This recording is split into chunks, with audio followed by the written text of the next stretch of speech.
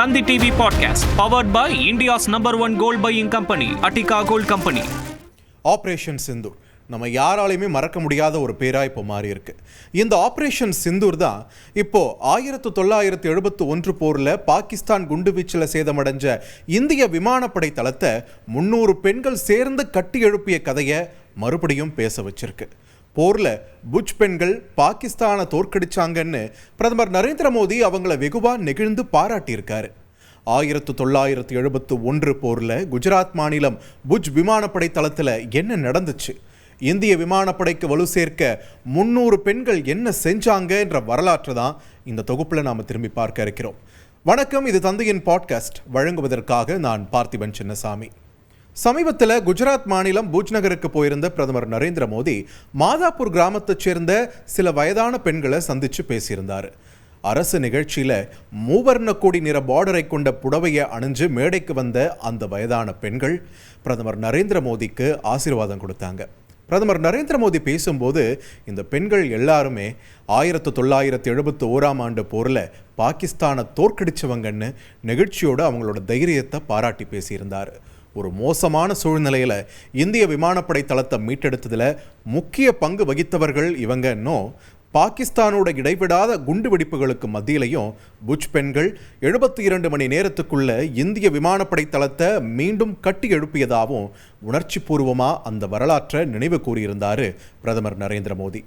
Operation சிந்தூரை தொடர்ந்து இந்த தேசத்துக்காக இப்பயும் பணியாற்ற நாங்கள் தயாராக இருக்கோம்னு தைரியமாகவும் உத்வேகமாகவும் சொல்லும் அந்த பெண்கள் இந்த பாரத தேச பாதுகாப்புக்கு செய்தது என்ன என்பதை பற்றி தெரிந்து கொள்ள வரலாற்றை கொஞ்சம் திருப்பி பார்க்க வேண்டியது இருக்குது. ஒரு 53 வருஷம் பின்னோக்கி நம்ம இப்போ போகலாம்.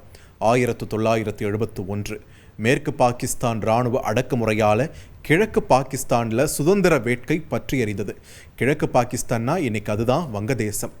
அப்பாவி மக்கள் அங்கே கொல்லப்பட அச்சத்தில் அகதிகளாக அந்த மக்கள் இந்தியாவை நோக்கி ஓடி வந்தாங்க.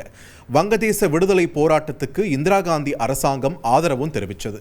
அப்போது இந்தியாவோட மேற்கு எல்லையில் இந்திய விமானப்படை தளங்களை குறிவச்சு தாக்குதல் நடத்துச்சு பாகிஸ்தான். பாகிஸ்தானோட அடாவடிக்கு வெறும் 13 நாளில் முடிவுரை எழுதி வங்கதேசம்ன்ற சுதந்திர நாட்டை உருவாக்குச்சு இந்திய இராணுவம். பாகிஸ்தான் இராணுவ ஜெனரல் அமீர் அப்துல்லா கான் நியாசி இந்திய இராணுவத்துக்கிட்ட சரணடைஞ்சார். டாக்காவில் பாகிஸ்தான் இராணுவம் இந்தியா கிட்ட மண்டியிட்டுச்சு. இந்த வெற்றிக்கு பின்னாடி குஜராத் மாநிலம் புஜ் பகுதியைச் சேர்ந்த 300 பெண்களோட சக்தியும் இருக்குது. 1971 டிசம்பர் 8 புஜ் நகரில் பாகிஸ்தான் விமானப்படை விமானம் குண்டுகளை வீசுச்சு. குண்டுகள் வெடித்து சிதறதில்லை, புஜ் விமானப்படை தளத்தோட ஓடுதளம் மிகப்பெரிய சேதத்தையும் சந்திச்சது.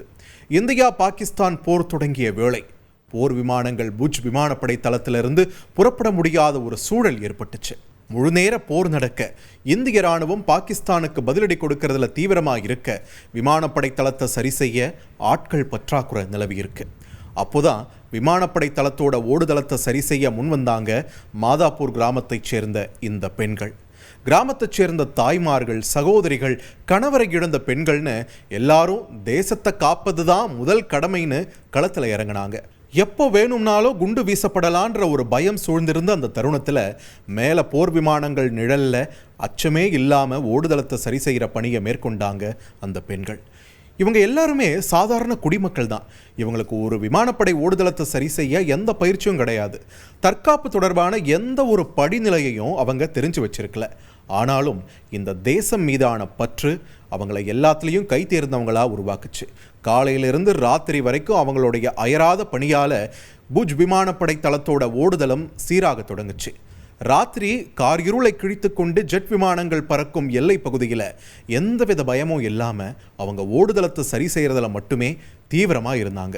இதன் விளைவாக, இதன் பயனாக புஜ் விமானப்படை ஓடுதளம் 3 நாளில், அதாவது 72 மணி நேரத்தில் மறுபடியும் கட்டி எழுப்பப்பட்டது. பாகிஸ்தான் குண்டுகளை வீசிய போது புஜ் விமானப்படை தளம் அப்போதைய கமாண்டர் விஜய் கர்னிக் என்றவரோட கட்டுப்பாட்டில் தான் இருந்துச்சு. அப்போது இந்தியாவில் ஒரு விமானப்படை தளத்துக்கு தலைமை தாங்கிய மிக இளம் அதிகாரிகளில் ஒருவராக இருந்தார் விஜய் கர்னிக். 1962 மார்ச்சில் விமானப்படையில் சேர்ந்தவர் 1993 விங் கமாண்டர் பதவியிலிருந்து ஓய்வு பெற்றார். இந்த சம்பவத்தை பற்றி நினைவு கூறும் விஜய் கர்னிக் அன்னைக்கு உதவிக்காக உள்ளூர் நிர்வாகத்தை நாடினோம்னோ அப்போ தொழிலாளர்கள் விமானப்படை தளத்திற்கு வர மறுத்துட்டதாகவும் சொல்லியிருக்காரு. அப்போதான் பெண்கள் கட்டுமான தொழிலாளர்களாக வேலை செய்கிறத பார்த்ததுக்கு பிறகு ஆட்சியர் என் கோபாலசாமி பஞ்சாயத்து தலைவர்கள் கிட்ட உதவி கேட்டோம்னு சொல்றாரு. எதிரி விமானம் தென்பட்டா என்ன செய்யணும் என்ன செய்யக்கூடாதுன்றதை பற்றியெல்லாம் அவங்களுக்கு அடிப்படை பயிற்சியும் வழங்கப்பட்டதா ஓய்வு பெற்ற விங் கமாண்டர் கர்னிக் தெரிவிச்சிருக்காரு. சைரன் சத்தம் கேட்ட உடனே கிரீன் கவர் பகுதிக்கு போயிடணும்னு நாங்கள் சொல்லியிருந்தோம். அவங்களும் அப்படியே பின்பற்றி பணிகளை எல்லாம் சீக்கிரமாக முடிச்சாங்கன்னு சொல்லியிருக்காரு விஜய் கர்னிக். மாதாப்பூர் தன்னார்வலர்களோட துணிச்சலை பாராட்டிய விங் கமாண்டர் கர்னிக் அப்போதைய பிரதமர் இந்திரா காந்தியே போர் முடிஞ்சதும் 1971 டிசம்பர் 24 புஜ் விமானப்படை தளத்திற்கு வந்திருக்காங்க. அதுதான் போருக்கு பிறகு இந்திரா காந்தி பார்வையிட்ட ஒரே விமானப்படை தளம்னு சொல்றாரு கர்னிக். மாதாப்பூர் பெண்களோடு இந்திரா காந்தி ஒன்னா உட்கார்ந்து சாப்பிட்டதாகவும் அவங்களையெல்லாம் மனசார பாராட்டினதாகவும் குறிப்பிடுறாரு விஜய். ஆபரேஷன் சிந்தூரில் இந்தியா தாக்கிய நூர்கான் விமானப்படை தளத்தை சரி செய்ய இன்னும் பாகிஸ்தான் தவிப்பதா சொல்லப்படக்கூடிய வேளையில் 1971 போரில் இந்திய பெண்கள் 3 நாளில் புஜ் விமானப்படை தளத்தோட ஓடுபாதையை சரி செஞ்சுருக்காங்க. 3 நாளில் ஓடுதளம் சரி செய்யப்பட்டதும் அங்கிருந்து பாகிஸ்தானுக்கு எதிராக இந்திய விமானப்படையும் அதிரடி ஆபரேஷனை தொடங்கிவிட்டது. அதுக்கப்புறம் நடந்ததெல்லாம் நம்ம வரலாற்றில் இடம் பிடித்திருக்கக்கூடிய முக்கிய அத்தியாயங்கள். பிரதமர் மோடி சொன்ன மாதிரி இந்த 300 பெண்கள் புஜ் நகரத்தைச் சேர்ந்த பெண்கள் இந்தியாவுடைய வீர மங்கை அந்த தத்துவத்திற்கான ஒரு அடையாளம் என்று சொன்னால் அது மிகையாகாது.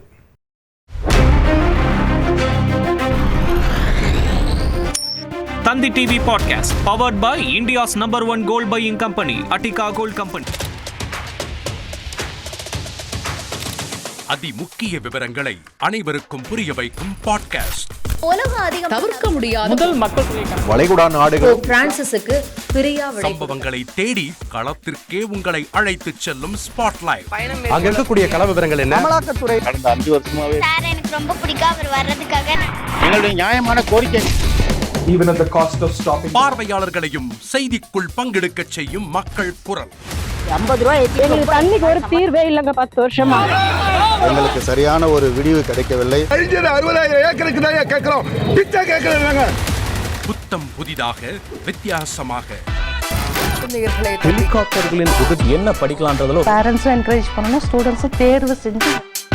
எனக்கும் சீமானனுக்கும் பெரிய வித்தியாசம் இல்லைங்க. ஒரு பாயிண்டா சொல்லணும். உங்களுக்கான தலைவர்களை பொழுதுபோக்கு தளத்தில் தேடாதீர்கள், போராட்ட களத்தில் தேடுங்கள். அனைத்தும் உங்களுக்காக. எப்போதும் இணைந்திருங்கள் தந்தி டிவியுடன். கன்னட மொழி விவகாரத்தில் உண்மையின் பக்கம்தான் நடிகர் கமல்ஹாசன் நிற்க வேண்டும் என்றும் எக்காரணத்தை கொண்டும் அவர் மன்னிப்பு கேட்கக்கூடாது என்றும் தமிழக வாழ்வுரிமை கட்சி தலைவர் வேல்முருகன் வேண்டுகோள் விடுத்துள்ளார். தஞ்சாவூரில் நடைபெற்ற விவசாயிகள் மாநாட்டில் பங்கேற்ற பின் செய்தியாளர்களை சந்தித்தார்.